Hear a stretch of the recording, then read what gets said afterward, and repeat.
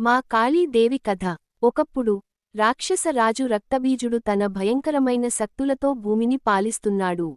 అతనికి వరంగా అతని రక్తం భూమిపై పడితే ప్రతి చుక్క నుండి ఒక కొత్త రాక్షసుడు పుట్టేవాడు. దేవతలు, ఋషులు భయంతో బ్రహ్మ, విష్ణు, మహేశ్వరులను ప్రార్థించారు. దేవతల ప్రార్థనలకు స్పందిస్తూ దుర్గాదేవి భయంకరమైన రూపంలో మార్పు చెంది మా కాళీ అవతారాన్ని ధరించింది. ఆమె నీలివర్ణంతో, భయంకరమైన నేత్రాలతో, గొంతునిండా ఖడ్గంతో భయానకంగా కనిపించింది. రక్తబీజుని సంహారం. కాళీదేవి తన మహా త్రిశూలంతో రక్తబీజుడిపై దాడి చేయడం ప్రారంభించింది. కాని అతని రక్తపు చుక్కలు భూమిపై పడగానే మరిన్ని రాక్షసులు పుట్టసాగారు. అప్పుడు కాళీదేవి ఒక ఉపాయాన్ని అనుసరించింది.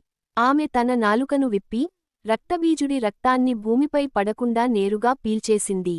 ఈ విధంగా కొత్త రాక్షసులు పుట్టకుండా కాళీదేవి రక్తబీజుణ్ణి నాశనం చేసింది. తాండవం మరియు శివుడు. రక్తబీజుడిని సంహరించిన తర్వాత మా కాళీ తన కాళభైరవ రూపంలో భయంకరంగా తాండవ నృత్యం చేయసాగింది.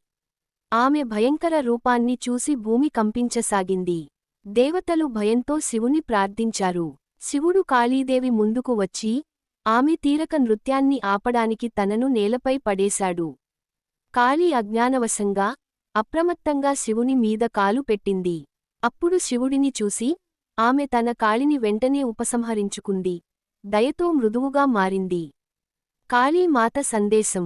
కాళీదేవి మనకు ధైర్యం, శక్తి, ఆత్మవిశ్వాసం మరియు అధర్మంపై ధర్మ విజయం ఎలా సాధించాలో నేర్పిస్తుంది.